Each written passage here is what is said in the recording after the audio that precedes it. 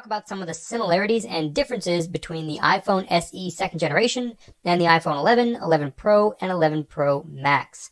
Let's go ahead and start with the display.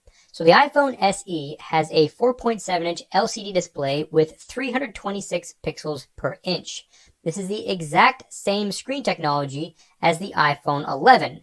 The only difference is that the iPhone 11 has a 6.1-inch display. However, even though the iPhone 11 display is larger, it still has the same 326 pixels per inch. So when you compare the iPhone 11 display to the iPhone SE's display, they'll look identical. Now when you step up to the iPhone 11 Pro, you'll get an OLED display, which has 458 pixels per inch, has a much wider color range, but the screen size does drop a little bit compared to the iPhone 11. The screen size on the iPhone 11 Pro is 5.8 inches. And interestingly enough, the iPhone 11 Pro's form factor is almost identical to the iPhone SE. The iPhone 11 Pro is only marginally taller and marginally wider.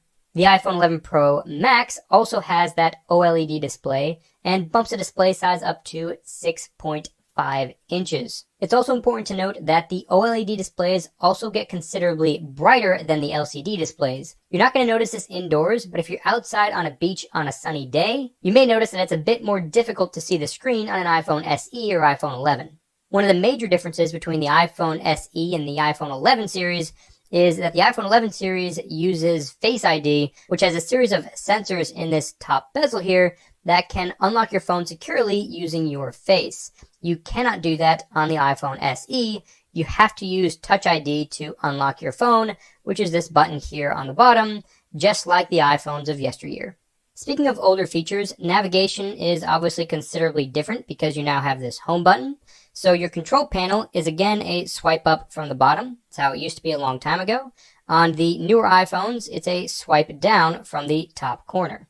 All of your other gestures are the same as before as well. So if you want to bring the top of the screen down for reachability, just double tap the home button. And on the newer iPhones, you just swipe down from the bottom. Something else I've noticed about using Touch ID is that you can actually unlock the phone a lot faster than you can on, say, the iPhone 11 Pro Max. So with Touch ID, you just put your finger on it, push the button, and it just unlocks immediately. With Face ID, you need to unlock your screen and then swipe up. And so it's just a much larger gesture to get into the iPhone 11, 11 Pro Max, anything that uses the Face ID option for unlocking versus just Touch ID. I mean, this could be in your pocket. You can find this button in your pocket, just push that button, and by the time you bring your phone up, you're already unlocked. So that is something I'm definitely going to like about the iPhone SE, is that it's just going to be faster to unlock.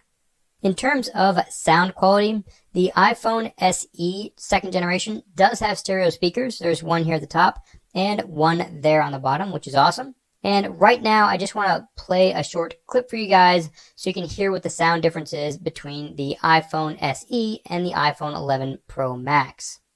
So, you want to know if Apple's new AirPods Pro are worth the extra cash? Well, for the past 3 months, I've been comparing the AirPods Pro to the Sony WF-1000XM3s, Samsung F-1000XM3s, Samsung's Galaxy Buds, the Jabra Elite 65Ts, and of course, Apple's AirPods Gen 2. So hopefully you guys can hear that in the video, but the iPhone SE speakers definitely sound a bit tinny by comparison to the iPhone 11 Pro Max, and they don't get as loud. What you heard was the max volume on both of these. That said, the speakers on the iPhone SE definitely sound much closer to the speakers on the iPhone 11 Pro Max than I was expecting, especially when you look at the price difference between these two phones.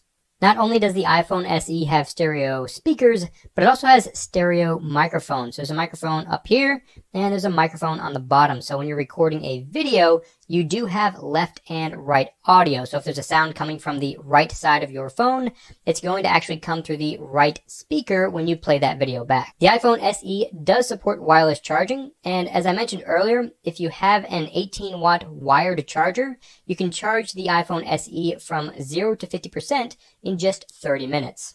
Water resistance is another place where the iPhone SE and the iPhone 11 series of smartphones diverge. So the iPhone SE has an IP67 water resistance rating, and what that means is it can stay under 1 meter of water for 30 minutes and not have any damage done to it. The iPhone 11 steps it up to an IP68 rating, which means it can survive under 2 meters of water for 30 minutes, and the iPhone 11 Pro and Pro Max have an even higher IP68 rating, where it can survive under 4 meters of water for up to 30 minutes. So basically, the iPhone SE can survive a drop in a pool, but I wouldn't make a habit of intentionally bringing it underwater to take photos. With the iPhone 11, and particularly the 11 Pro, you can actually probably get away with doing that a little bit more often. That said, you should never put your phone in salt water like at a beach. There are plenty of waterproof cases you can get for your smartphones, so if you do want to take some underwater photos, I highly recommend getting one of those cases. In terms of cameras, the iPhone SE only has a 7 megapixel front-facing camera. It has an f2.2 aperture, and it's only capable of 1080p video at 30 frames per second. The iPhone 11, 11 Pro, and 11 Pro Max, on the other hand, have a 12 megapixel front-facing camera that can do 4K video at 60 frames per second. Fortunately, the iPhone SE does get portrait mode with the front-facing camera. Flipping over to the back, we see a bigger difference in camera setups. So the iPhone SE only has a single 12 megapixel camera. This is a standard angle camera, so it's not going to be super wide, but it's also not going to be super zoomed in. Now, unfortunately, when you start recording video, it does crop in a considerable amount, so it will be more difficult to capture video when you're inside. The iPhone 11 has 2 cameras on the back. It has the standard angle and an ultra wide angle. The ultra wide angle comes in really handy for indoor video, as I just mentioned a second ago. And the iPhone 11 Pro and Pro Max add a third camera, which is a 2x zoom camera. Fortunately, since this is a 12 megapixel camera, it does support 4K videos at 60 frames per second, and you also still get your 1080p super slow motion recording at 240 frames per second, just like on the iPhone 11 and 11 Pro and Pro Max.